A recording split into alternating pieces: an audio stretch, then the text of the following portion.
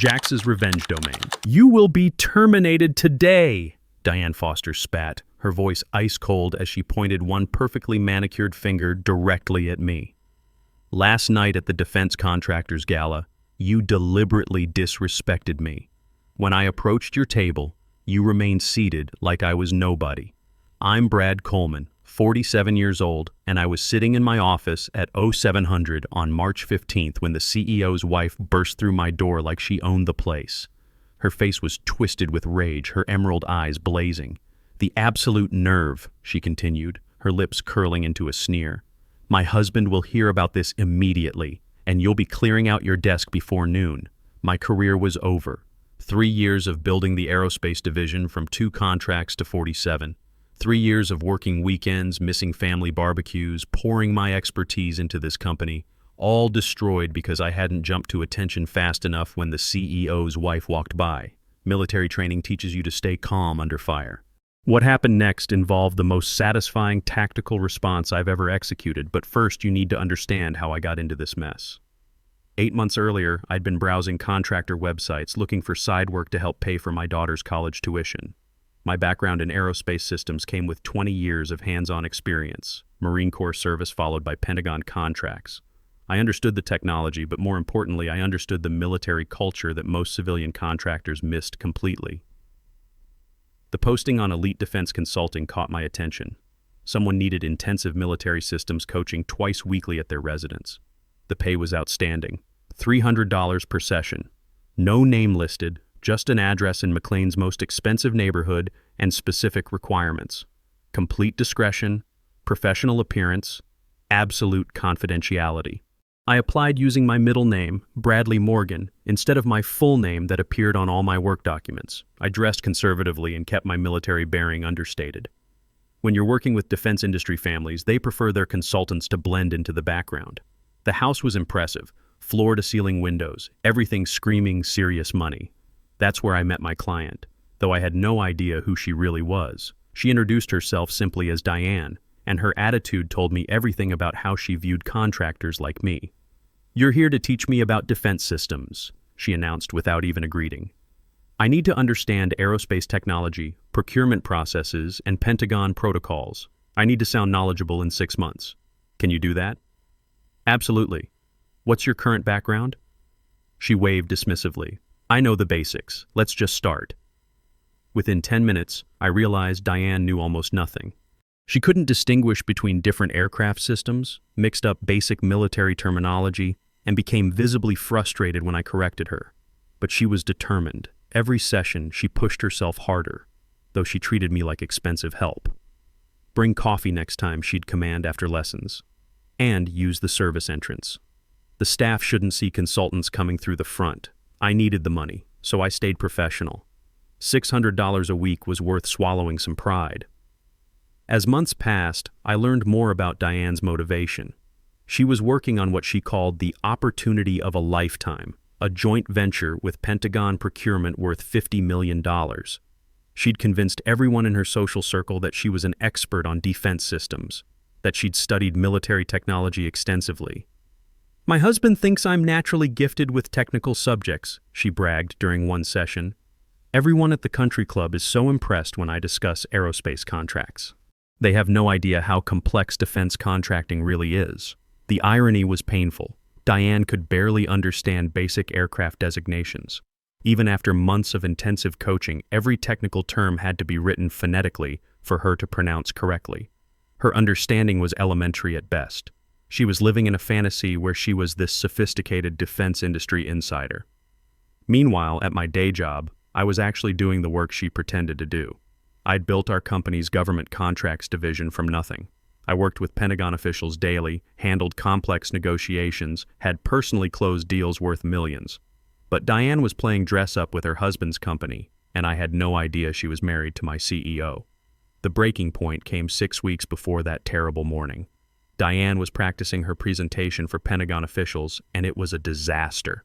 She couldn't remember basic system designations, kept confusing different aircraft programs, was essentially speaking technical gibberish with confident delivery. "This isn't working," I told her directly. "You need more practice with fundamental concepts before attempting complex briefings." Her face turned red. Are you saying I'm incompetent? Defense systems are incredibly complex. Most people need years to reach briefing-level expertise. I don't have years, she exploded. This presentation is everything to me. It's my chance to prove I belong in the defense world, not just as some executive's wife. You have to make this work. That was the first time I saw real vulnerability beneath all the attitude. Someone desperate to be taken seriously. I actually felt sorry for her. We'll work extra sessions, I promised. I'll create simplified scripts for your entire presentation. You can memorize it step by step. Her relief was obvious. You can't tell anyone about this. If people knew I was getting help. Client confidentiality is sacred.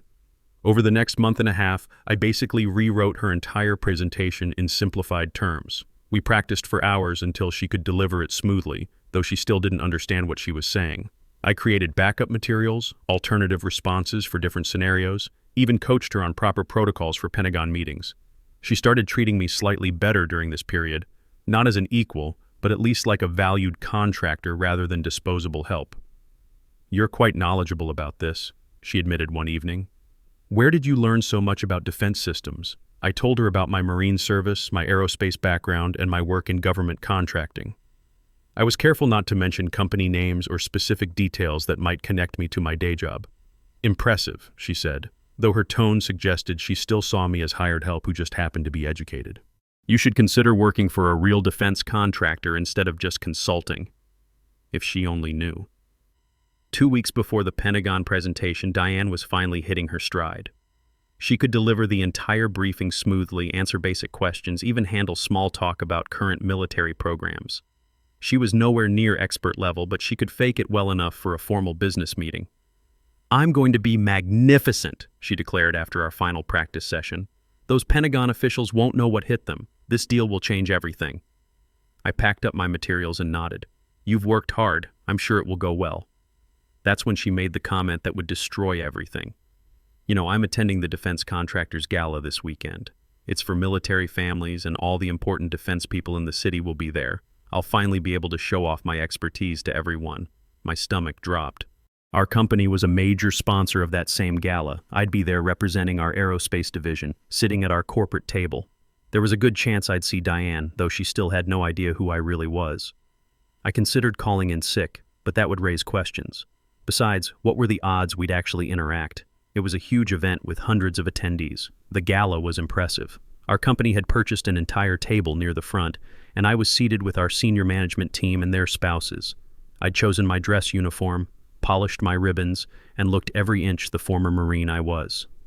Halfway through dinner, I spotted her across the room. She was stunning in an elegant gown, holding court at what was obviously the most prestigious table in the venue.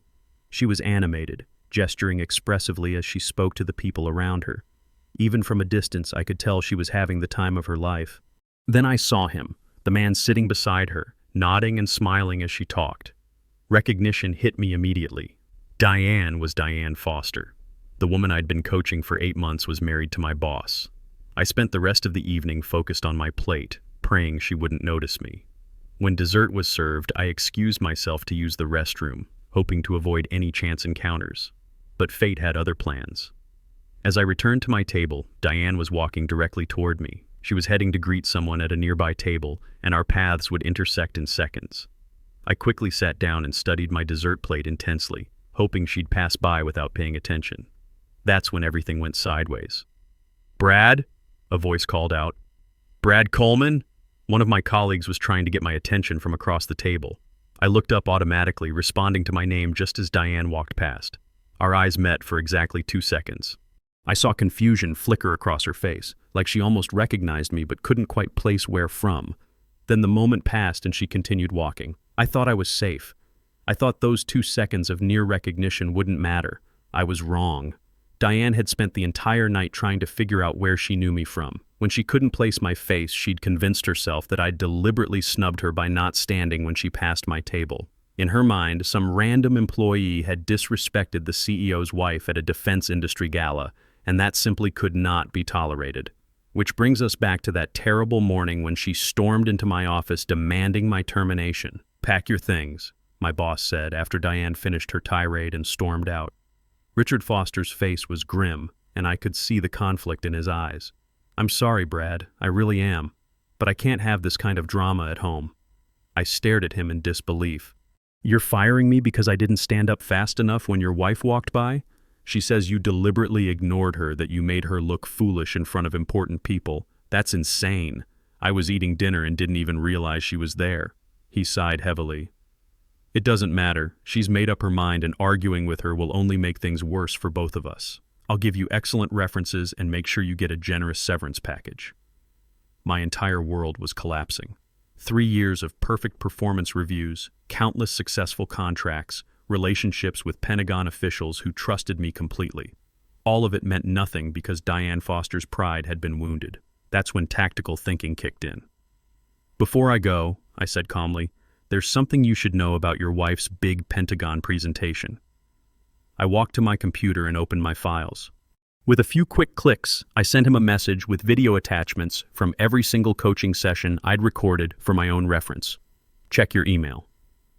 His face went pale as he opened the first video. There was Diane stumbling through basic aerospace terminology, asking me to repeat everything in simple terms, admitting she couldn't understand what she was saying. "She's been lying to you," I continued. "For 8 months, I've been her private consultant. She can't discuss defense systems beyond memorized scripts. Everything she's told you about her expertise is completely false." I straightened to my full height, letting my military bearing show completely. "I'm Bradley Morgan," I said, "and effective immediately. Your wife's coaching sessions are terminated."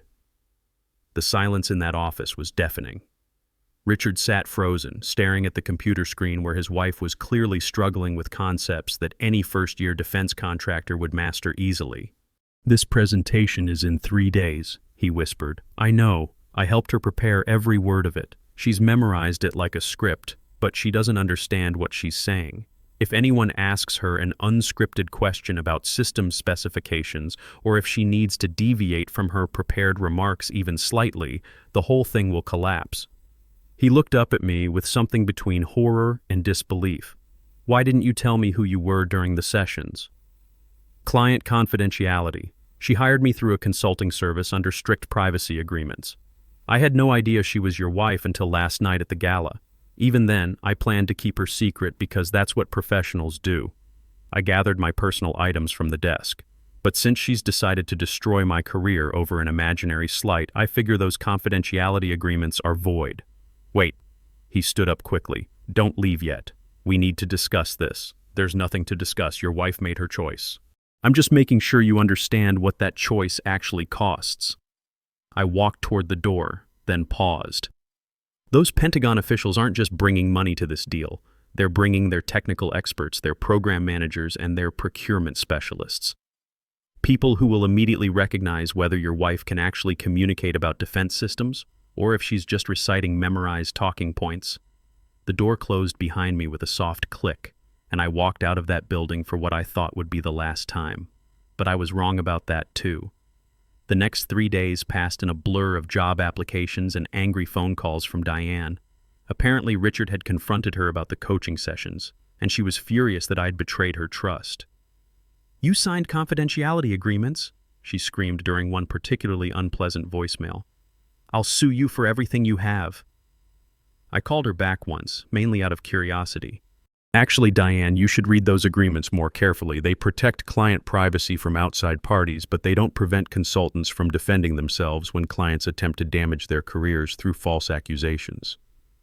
"I never made false accusations. You told your husband I deliberately disrespected you at the gala, but you and I both know you didn't recognize me there. You're destroying my reputation based on a completely fictional narrative you created in your head." The line went quiet for a long moment. "You're still fired." "Yes, I am. And your presentation is tomorrow. Good luck." I hung up and tried to put the whole mess behind me. I had bigger problems to worry about, like finding a new job and explaining to potential employers why I'd left my previous position so suddenly. But I couldn't stop thinking about those Pentagon officials. Some of them were people I'd worked with professionally over the past 3 years. Colonel Martinez from the Air Force Procurement Office, who always started meetings with questions about technical specifications. Major Johnson from the Pentagon Systems Integration Division, who appreciated direct answers and military precision. They were coming to this presentation expecting to meet someone who understood defense technology and military protocols. Instead, they were about to encounter Diane Foster with her memorized script and her complete ignorance of everything beyond basic pronunciation. The morning of the presentation, I woke up with that familiar pre-mission tension. Around 1,000, my phone rang. It was Richard Foster, and he sounded desperate. "Brad, I need your help. I don't work there anymore. Remember? The Pentagon officials are here early. They wanted to have lunch before the presentation, and Diane is panicking. She can't handle casual conversation about defense systems. She's locked herself in the bathroom and won't come out." I almost felt sorry for her. Almost. "That's unfortunate, but it's not my problem anymore. I'll give you your job back. Full reinstatement, a promotion, a raise, whatever you want. Just please help us get through this presentation." I considered it for exactly 3 seconds. "No. Brad, please.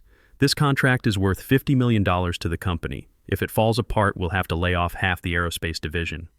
That hit me harder than I expected. The aerospace division wasn't just my work.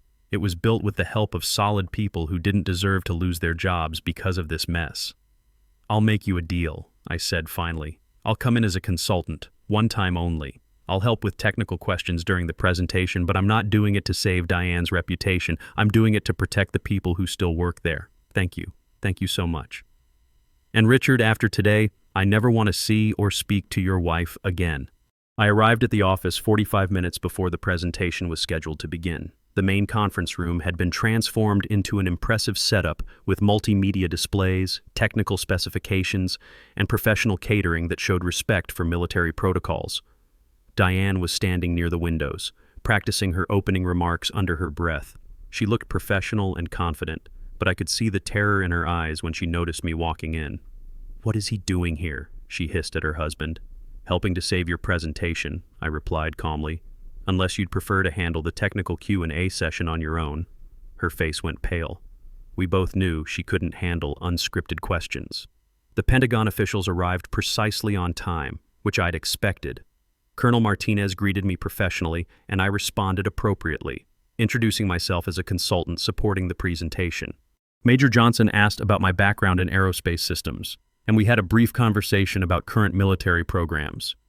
I could see Diane watching our exchange with growing anxiety. The officials were clearly comfortable with me, but when she attempted to join the conversation with her rehearsed phrases, their polite smiles became strained. "Perhaps we should begin the formal presentation," Colonel Martinez suggested diplomatically. Diane took her position at the front of the room and launched into her prepared remarks. I had to admit, months of practice had paid off. Her delivery was confident, and she covered the memorized content smoothly. The officials listened politely, taking notes and occasionally nodding. Everything was going according to plan.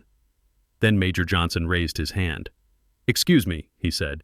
"Could you clarify the integration timeline for the avionics upgrade package?" Diane's face went blank. The question wasn't part of her script. "I'm sorry," she said. "Sorry. Could you repeat that?" Major Johnson repeated the question, this time speaking more slowly and clearly. Diane looked at me desperately. I could have helped her. I could have translated the question and coached her through an answer. Instead, I remained silent. I think, Diane stammered, attempting to respond with terminology that made no technical sense. Colonel Martinez frowned and exchanged glances with his colleagues. They were beginning to understand that something was very wrong. "Perhaps," Colonel Martinez said diplomatically, "we could continue the discussion in more technical detail, but the damage was already done. The Pentagon officials had come here expecting to work with someone who could communicate effectively about defense systems. They'd been promised a partner who understood military technology and could facilitate smooth government cooperation. Instead, they discovered that their primary contact had essentially been lying about her qualifications." Major Johnson asked another question about radar specifications. It was a basic question that anyone involved in aerospace defense should be able to answer easily. Diane clearly had no idea what to say. "Perhaps my consultant could address that," she said weakly. I stepped forward and answered the question thoroughly, explaining the technical specifications, recent upgrades, and integration requirements. The officials nodded appreciatively and began directing their follow-up questions to me instead of Diane. For the next 20 minutes, I essentially took over the presentation. I answered detailed questions about systems integration, technical requirements, procurement timelines, and performance specifications. The Pentagon officials were engaged and interested, clearly impressed with the depth of knowledge I was providing. Diane stood to the side, completely sidelined at her own presentation. Finally, Colonel Martinez addressed the elephant in the room. "I'm confused about the structure of this partnership," he said carefully. "We were told that Mrs. Foster would be our primary liaison, but it seems clear that Mr." He looked at me questioningly. "Coleman," I supplied. "Mr. Coleman has the expertise we need for this program. Could you clarify who would actually be managing this relationship?" The room fell silent. Richard looked like he wanted to disappear. Diane was staring at the floor, her face bright red. "I think," I said diplomatically, "there may have been some miscommunication about roles and responsibilities. Perhaps it would be best to reschedule this discussion after the organizational structure can be clarified." Colonel Martinez nodded gravely. "I think that would be wise." The officials gathered their materials and prepared to leave. Major Johnson approached me privately. "We were very impressed with your knowledge and professionalism," he said quietly. "If you were to represent this company in future negotiations, we would be very interested in proceeding. However, we cannot work with someone who has misrepresented their qualifications so significantly." After the Pentagon officials left, the conference room felt like a tomb. Diane was sitting in a chair, staring at her hands. Richard was pacing near the windows. And I was gathering my notes, preparing to leave for good. $50 million, Richard said quietly. "Gone." "It was never really there," I replied. "You can't build government partnerships on lies and pretense. Those officials are too experienced and too professional to be fooled for long." Diane finally looked up. "This is all your fault." I turned to face her directly. "No, Diane. This is the consequence of your choices. You chose to lie about your qualifications. You chose to destroy my career over a perceived slight that existed only in your imagination. You chose to prioritize your ego over the success of this contract. I worked so hard on this presentation. You memorized words you didn't understand for a contract you weren't qualified to handle. That's not work, that's performance theater." I walked toward the door, then paused. "For what it's worth, I actually respected your determination during those coaching sessions. You seemed genuinely motivated to contribute.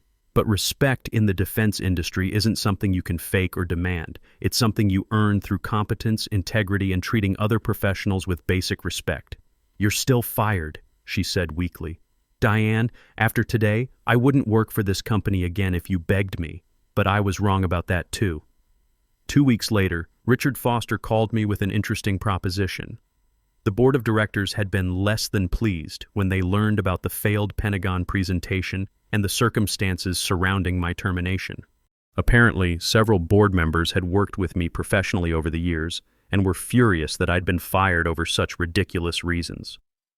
"We'd like to offer you the position of Vice President of Government Relations," Richard said. "It comes with a substantial salary increase, your own team, and complete autonomy over all Pentagon contracts. What about Diane? She's no longer involved in business operations." The board made that very clear. I considered the offer carefully. "I'll take it, but with conditions. First, I want a written guarantee that family members of executives cannot interfere with personnel decisions. Second, I want the authority to rebuild government relations my way without interference from anyone. Done. And third, I want a formal apology from the company for my wrongful termination to be included in my personnel file." Absolutely. The transition back was seamless. Most of my former colleagues welcomed me with genuine enthusiasm. Word had already spread through the aerospace division about what really happened during the Pentagon presentation. Nobody was particularly surprised that Diane's expertise had been fabricated. Most of the technical staff had suspected something was off when she started claiming authority over systems she'd never worked with.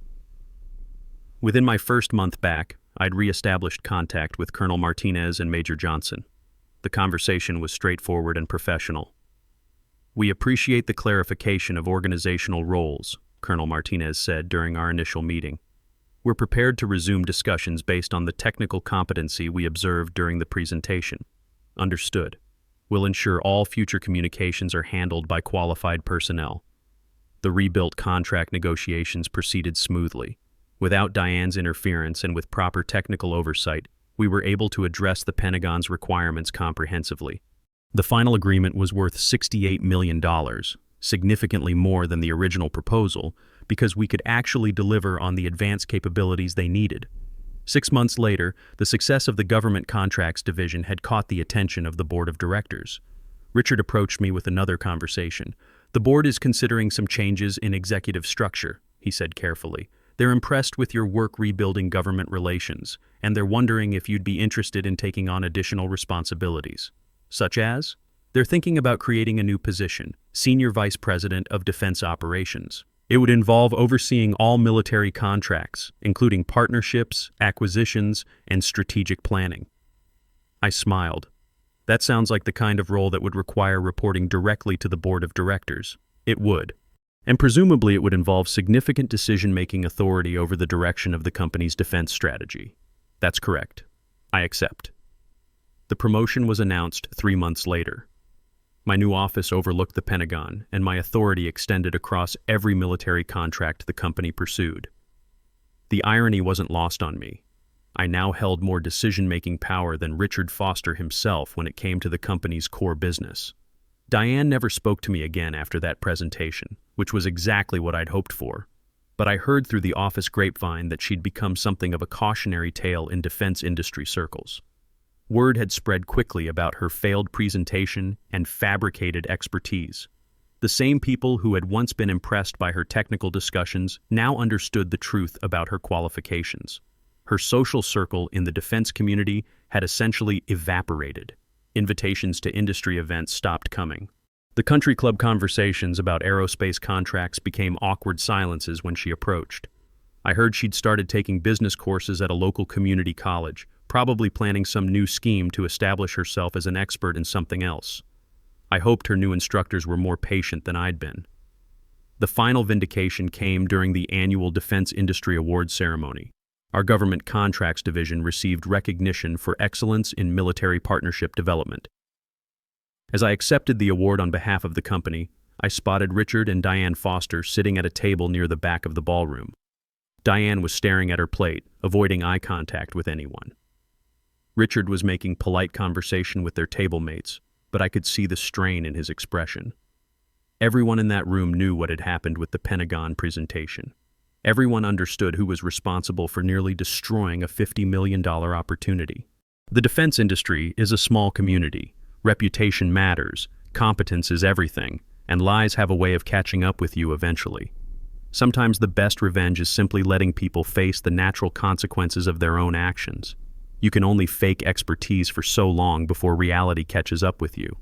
And when it does, you better hope the professionals you've stepped on aren't in a position to step back. In my case, they were. The satisfying part wasn't seeing Diane fail. It was watching competence and integrity triumph over manipulation and entitlement. Military training teaches you that mission success depends on honest assessment of capabilities, clear communication, and respect for the chain of command. Diane violated all 3 principles. The outcome was inevitable. As for me, I learned that sometimes getting fired can be the best thing that happens to your career. It just depends on who's doing the firing and whether they understand the difference between performance theater and actual expertise. The Pentagon certainly knew the difference, and so did the board of directors. In the military, we have a saying, "You can't fake your way through a firefight." The business world isn't much different. Sooner or later, real competence separates the warriors from the wannabes, and there's no hiding when the shooting starts.